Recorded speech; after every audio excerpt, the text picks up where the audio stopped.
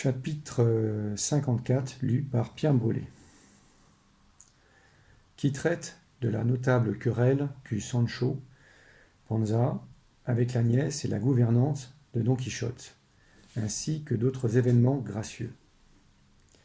L'histoire raconte que les cris qu'entendirent Don Quichotte, le curé et le barbier venaient de la nièce et de la gouvernante, lesquels faisaient tout ce tapage en parlant à Sancho, qui voulait, à toute force, entrevoir son maître, tandis qu'elle lui défendait la porte. « Que veut séant ce vagabond ?» s'écriait la gouvernante. « Retournez chez vous, frère, car c'est vous, et nul autre, qui embauchez et pervertissez mon seigneur, et qui l'emmenez promener par ces déserts. » « Gouvernante de Satan, répondit Sancho, l'embaucher, le perverti et l'emmener par ces déserts, c'est moi, et non, pas ton maître. Lui m'a amené à travers le monde, et vous trompez de la moitié du juste prix. Lui, dis-je, m'a tiré de ma maison par des tricheries en me promenant une île que j'attends encore à présent. Que de mauvaises îles t'étouffent, Sancho, maudit, reprit la nièce. Et qu'est-ce que c'est que des îles? Sans doute quelque chose à manger.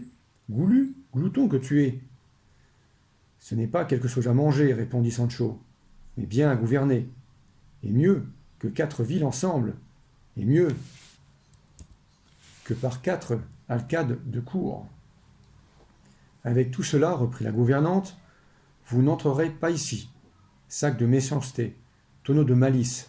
Allez gouverner votre maison et piochez votre coin de terre, et laissez là vos îles et vos îlots. Le curé et le barbier se divertissaient fort à écouter ce dialogue des 3 personnages. Mais Don Quichotte, craignant que Sancho ne lâchât sa langue, et avec elle un tas de malicieuse simplicité, qui pourrait bien ne pas tourner à l'avantage de son maître, l'appela, fit taire les 2 femmes, et leur commanda de le laisser entrer. Sancho entra, et le curé et le barbier prirent congé de Don Quichotte, dont la guérison leur sembla désespérée, quand ils eurent reconnu combien il était imbu de ses égarements et entêté de sa malencontreuse chevalerie.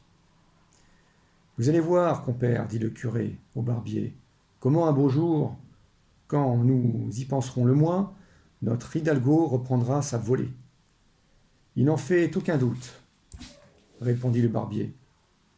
Mais je ne suis pas encore si confondu de la folie du maître que de la simplicité de l'écuyer, qui, si sait bien chausser son île dans la cervelle, que rien au monde ne pourrait le désabusé. Dieu prenne pitié d'eux, reprit le curé. Mais soyons à l'affût, pour voir où aboutira cet assortiment d'extravagance de tels chevaliers et de tels écuyers, car on dirait qu'ils ont été coulés tous 2 dans le même moule, et que les folies du maître, sans les bêtises du valet, ne vaudraient pas une obole. Cela est vrai, ajouta le barbier, mais je voudrais bien savoir ce qu'ils vont comploter entre eux à cette heure. Soyez tranquille, répondit le curé. Je suis sûr que la nièce et la gouvernante nous contera la chose, car elles ne sont pas femmes à se faire faute de l'écouter. Cependant, Don Quichotte s'était enfermé avec Sancho dans son appartement. Quand ils se virent seuls, il lui dit « Je suis profondément peiné, Sancho, que tu aies dit et que tu dises que c'est moi qui t'ai enlevé de ta chaumière, quand tu sais bien que je ne suis pas resté dans ma maison. Ensemble, nous sommes partis. Ensemble, nous avons fait voyage. La même fortune, la même chance, accourue pour tous les 2. Si l'on t'a berné 1 fois, 100 fois, on m'a voulu ce coup. Voilà l'avantage que j'ai gardé sur toi. » C'était fort juste et fort raisonnable, répondit Sancho, car à ce que m'a dit votre grâce, les mésaventures sont plus le fait des chevaliers errants que de leurs écuyers. Tu te trompes, Sancho, dit Don Quichotte. D'après la maxime, quando caput dolet, etc. Je n'entends pas d'autre langue que la mienne, répondit Sancho. Je veux dire, reprit Don Quichotte, que quand la tête a mal, tous les membres souffrent. Ainsi, puisque je suis ton maître et seigneur, je suis la tête, et tu es ma partie, étant mon valet. Pour cette raison, le mal que je ressens doit te faire mal comme le tien à moi. C'est ce qui devrait être, répondit Sancho. Mais pendant qu'on me bernait, moi, membre, ma tête était derrière le mur, qui me regardait voler par les airs sans éprouver la moindre douleur. Et puisque les membres sont obligés de sentir le mal de la tête, elle, à son tour, devait être obligée de sentir leur mal. Voudrais-tu dire à présent, Sancho, répondit Don Quichotte, que je ne souffrais pas pendant qu'on te bernait? Si tu le dis, cesse de le dire et de le penser, car j'éprouvais alors plus de douleur dans mon esprit que toi dans ton corps. Mais laissons cela pour le moment. Un temps viendra où nous pourrons peser la chose et la mettre à son vrai point. Dis-moi maintenant, ami Sancho, qu'est-ce qu'on dit de moi dans le pays? En quelle opinion suis-je parmi le vulgaire, parmi les hidalgos, parmi les chevaliers? Que dit-on de ma valeur, de mes exploits, de ma courtoisie? Comment parle-t-on de la résolution que j'ai prise de ressusciter et de rendre au monde l'ordre oublié de la chevalerie errante? Finalement, Sancho, je veux que tu me dises à ce propos tout ce qui est venu à tes oreilles, et cela sans ajouter au bien, sans ôter au mal la moindre chose. Il appartient à un loyal vassal de dire à son seigneur la vérité, de la lui montrer sous son véritable visage, sans que l'adulation l'augmente ou qu'un vain respect la diminue. Je veux que tu saches, Sancho, que si la vérité arrivait à l'oreille des princes, toute nue, et sans les ornements de la flatterie, on verrait courir d'autres siècles, et d'autres âges passeraient pour l'âge de fer, avant le nôtre, que j'imagine devoir être l'âge d'or. Que ceci te réserve d'avertissement, Sancho, pour qu'avec bon sens et bonne intention, tu rendes à mes oreilles la vérité que tu peux savoir sur tout ce que je t'ai demandé. C'est ce que je ferais bien volontiers, monseigneur, répondit Sancho, à condition que votre grâce ne se fâchera pas de ce que je dirai, puisque vous voulez que je dise toutes les choses, toutes nues et sans autre habit que ceux qu'elles avaient en arrivant à ma connaissance. Je ne me fâcherai d'aucune façon, répliqua Don Quichotte. Tu peux, Sancho, parler librement, et sans nul détour. Eh bien, la première chose que je dis, reprit Sancho, c'est que le vulgaire vous tient pour radicalement fou, et moi pour non moins imbécile. Les hidalgos disent que votre grâce, sortant des limites de sa qualité, s'est approprié le don, et s'est fait d'assaut gentilhomme, avec 4 pieds de vigne, 2 arpents de terre, un haillon par derrière et un autre par devant. Les gentilshommes disent qu'ils ne voudraient pas que les hidalgos vinssent se mêler à eux. Principalement ces hidalgos, bons pour être écuyers, qui noircissent leurs souliers à la fumée, et reprisent des bas noirs avec de la soie verte. Cela, dit Don Quichotte, ne me regarde nullement, car je suis toujours proprement vêtu, et n'ai jamais d'habits rapiécés, déchirés. Ce serait possible, et plutôt par les armes que par le temps.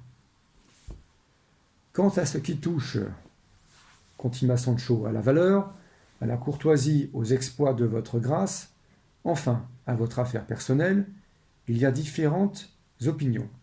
Les uns disent fou, mais amusant, d'autres vaillant, mais peu chanceux, d'autres encore courtois, mais assommant. Et puis ils se mettent à discourir sur tant de choses que ni à vous, ni à moi, ils ne laissent une place nette. Tu le vois, Sancho, dit Don Quichotte, quelque part, que soit la vertu en éminent degré, elle est persécutée. Bien peu, peut-être aucun des grands hommes passés n'a pu échapper au trait de la calomnie. Jules César, si brave et si prudent, capitaine, fut accusé d'ambition, et de n'avoir ni grande propreté dans ses habits, ni grande pureté dans ses mœurs. On a dit d'Alexandre, auquel ses exploits firent donner le surnom de grand, qu'il avait un certain goût d'ivrognerie. D'Hercule, le héros des 12 travaux, qu'il était lascif et efféminé, de Galaor, frère d'Amadis et de Gaulle, qu'il fut pour que médiocrement hargneux, et de son frère que ce fut un pleureur, hargneux, et de son frère que ce fut un pleureur. Ainsi donc, mon frère Sancho, parmi tant de calomnies contre des hommes illustres, ceux qui se dépitent contre moi peuvent bien passer, pourvu qu'il n'y ait pas plus, et que tu m'en as dit. Ah, c'est là le hic, mort de vie, s'écria Sancho. Comment y aurait-il autre chose demanda Don Quichotte. Il reste la queue à écorcher, reprit Sancho. Jusqu'à présent, ce n'était que pain béni. Mais si votre grâce veut avoir tout au long ce qu'il y a au sujet des calomnies, que l'on répand sur son compte, je m'en vais vous amener tout à l'heure quelqu'un qui vous les dira toutes, sans qu'il y en manque une panse d'un. Hier soir, il nous est arrivé le fils de Bartholomé Carrasco, qui vient d'étudier à la Salamanque, où il l'a fait bachelier. Et comme j'allais lui souhaiter la bienvenue, il me dit que l'histoire de votre grâce était déjà mise en livre avec le titre de l'ingénieux Hidalgo Don Quichotte de la Manche.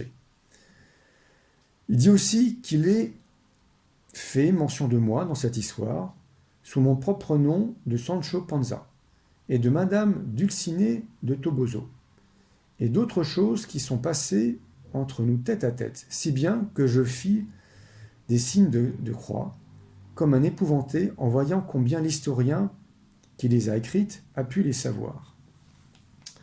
Je t'assure, Sancho, dit Don Quichotte, que cet auteur de notre histoire doit être quelqu'un, sage, enchanteur. Et ces gens-là, rien n'est caché de ce qu'ils veulent écrire. Pardieu, je crois bien, s'écria Chanceau, qu'il était sage et enchanteur, puisque, à ce que dit le bachelier, Samson Carrasco, c'est ainsi que s'appelle celui dont je viens de parler, l'auteur de l'histoire se nomme Cid Hamet Bérégen. C'est un nom mauresque, répondit Don Quichotte. Sans doute, répliqua Sancho, car j'ai ouï dire que la plupart des morts aiment beaucoup les aubergines. Tu dois, Sancho, te tromper, car au surnom de ce Cid, moi, qui en arabe veut dire seigneur. C'est bien possible, répartit Sancho, mais si votre grâce désire, je l'amène ici le bachelier. J'irai le quérir à vol d'oiseau. Tu me feras grand plaisir, mon ami, répondit Don Quichotte. Ce que tu viens de me dire m'a mis la puce à l'oreille, et je ne mangerai pas morceau qui profite avant d'être informé tout exactement. Eh bien, je cours le chercher, s'écria Sancho. Et, laissant là son seigneur, il se mit en quête du bachelier, avec lequel il revint au bout de quelques instants. Alors que les trois s'engageaient, le plus gracieux dialogue.